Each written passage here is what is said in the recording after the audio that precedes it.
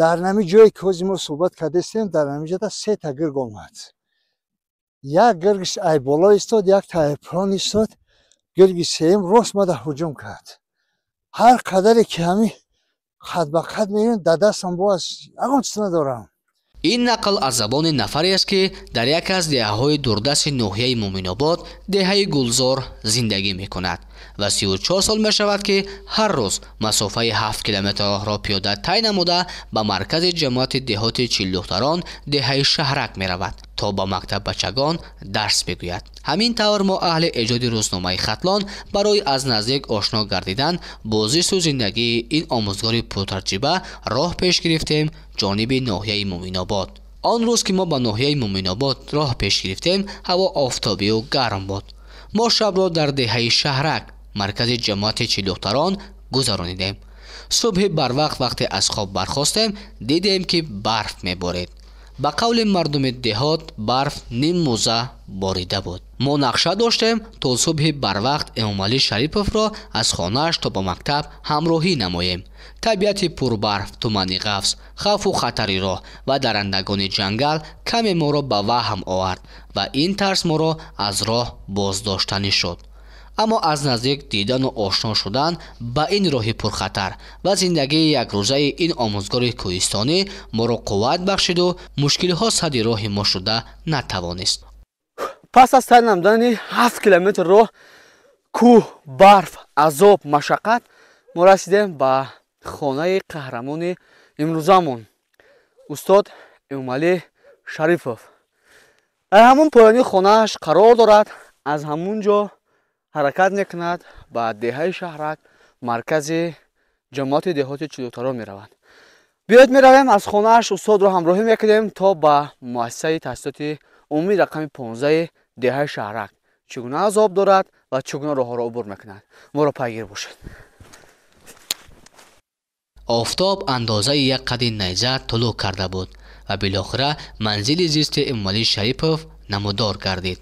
интизориҳои устод ба ҳамсараш, чеҳраи кушода ва истиқболи хуби онҳо аз мо нишон аз меҳру муҳаббат ва фарҳанги меҳмондӯстии онҳо буд ки мо бо чашми сар дидем. бо даъвати устод мо дар хонаи гарми ӯ назди оташдони гарм наҳориро бо ҳам нӯшиҷон кардем.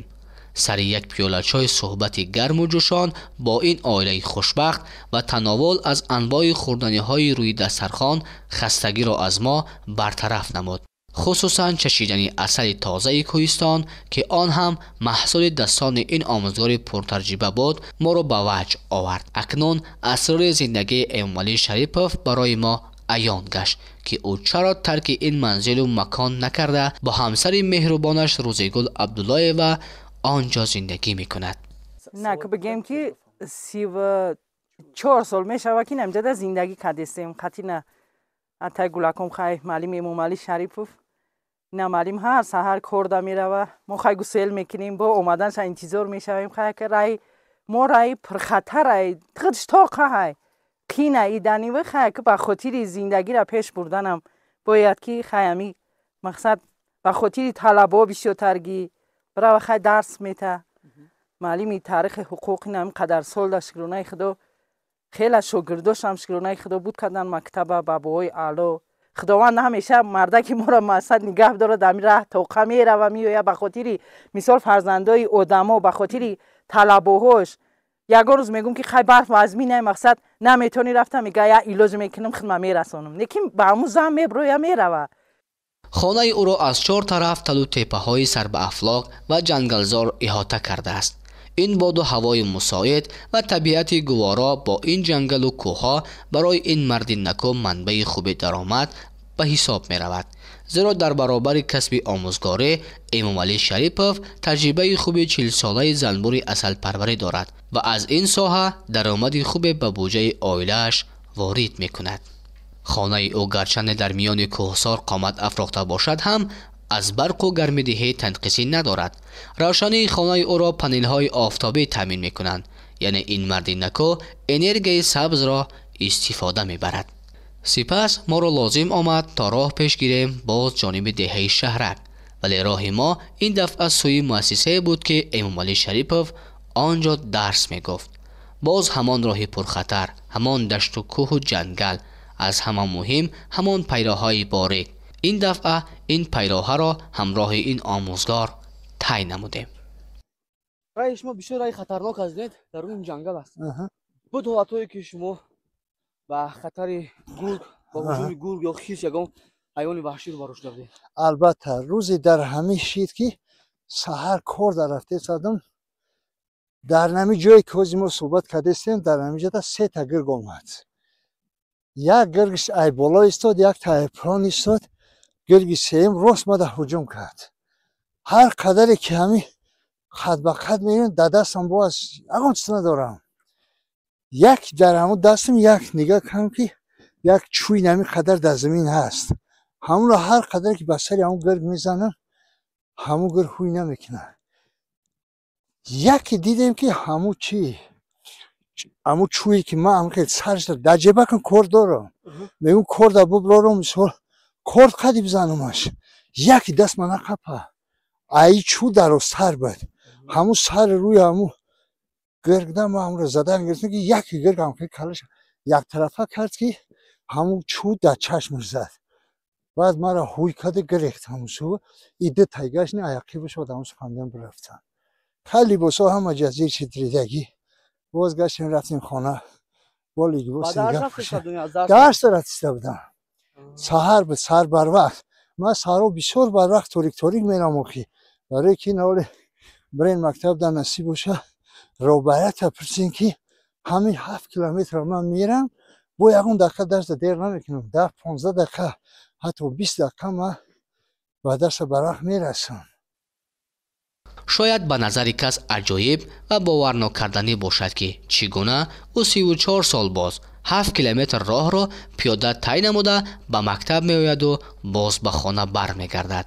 اما این حقیقت است، حقیقتی که ما با چشم سر دیدیم و تصمیم گرفتیم تا یک روز حیات این مرد نکو را توسط چشمک دوربین روزنامه خطلان به شما معرفی سازیم.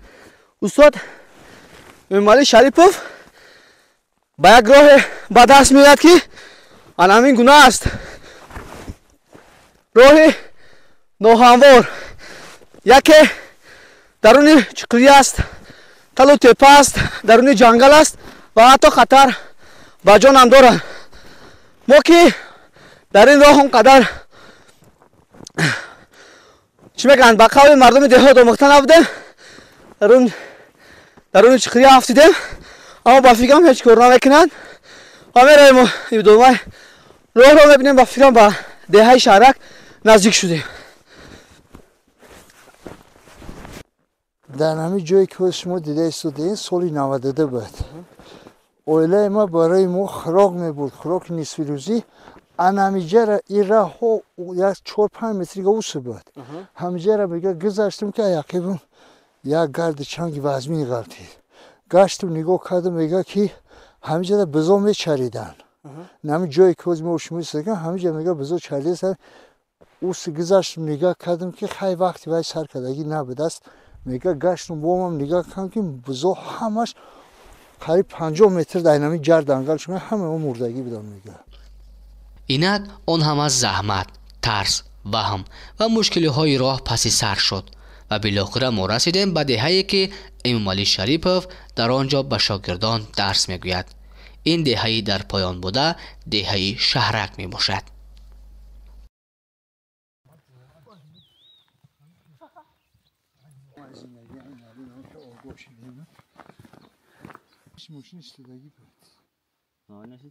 اما اکنون پس از زحمت‌هایی که در پشت مدت بیننده عزیز ما رسیدیم به مؤسسه تحصیلات میانه عمومی رقم 15 که استاد در آنجا به شاگردان درس میگوید. برابر وارد شدن به مؤسسه تمام هیئت آموزگاران از امامعلی شریپوف حالپرسی نمودند، زیرا آنها نیز میدانند که او از راه دور برای درس گفتن می آید و این راه پرخطر است. امامعلی شریف طی 34 سال است که در مؤسسه تعلیم ما همچون آموزگار فنی تاریخ و حقوق شده کار میکند. بسیار یک شخص حلیم و مهربان بوده. در نوبت خود شاگردان او را بسیار ҳурмату эҳтиром мекунанд, дӯст медоранд.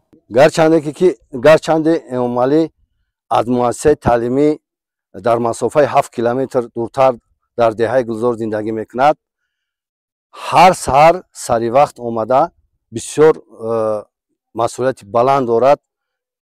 омада ба дарс сари вақт мерасад ва дарсашро сари вақт мегузарад. талошҳои 34-солаи Эмомалӣ Шарипов борҳо самар оварда номи муассиса ва ноҳияро боло бардоштааст. даҳо шогирдони ӯ дар вазифаҳои воломақом кор мекунанду даҳои дигар дар озмунҳои ноҳиявию вилоятӣ ва ҷумҳуравӣ иштирок карда сазовори ҷойҳои намунавӣ гардидаанд. мисоли равшани ин гуфтаҳо Абдулло Қурбонзода мебошад, ки дар озмуни вилоятӣ сазовори ҷои дуюм гардида ба даври ҷумҳуриявӣ роҳхат гирифтааст. ман аз хурдӣ бисёртар ба фанни тарих шавқу рағбати зиёд доштам ва инчунин аз хурдӣ вақте ин муаллим устодамон Шарипов вақте моро дарс медоданд, ба саволҳои мо пурра бо нозукиҳо ҷавоб мегардонданд. ин заҳматҳои устод буданд, ки мо дар олимпиада имсол аз фанни тарих дар вилоят ҷои сазовори ҷои дуюм гаштем ва мо роҳхат гирифтем ба даври ҷумҳуриявӣ. ман ваъда медиҳам, ки бо баҳои хубу аъло хонда дар олимпиадаҳо ва озмунҳои сатҳи ҷумҳуриявӣ ва байналмилалӣ иштирок карда номбардори ин муассисаи таълимӣ ва ҷумҳурии Тоҷикистон мегардам. то ба имрӯз на 34 сол мешавад, ки шумо як роҳа таъйин мекунед ба хотири он ки ба фарзандои мардам дарс хизмат кунем. чӣ унвони соҳавӣ доред? унвони соҳавӣ мо рост дигар тахассуси олӣ дорем.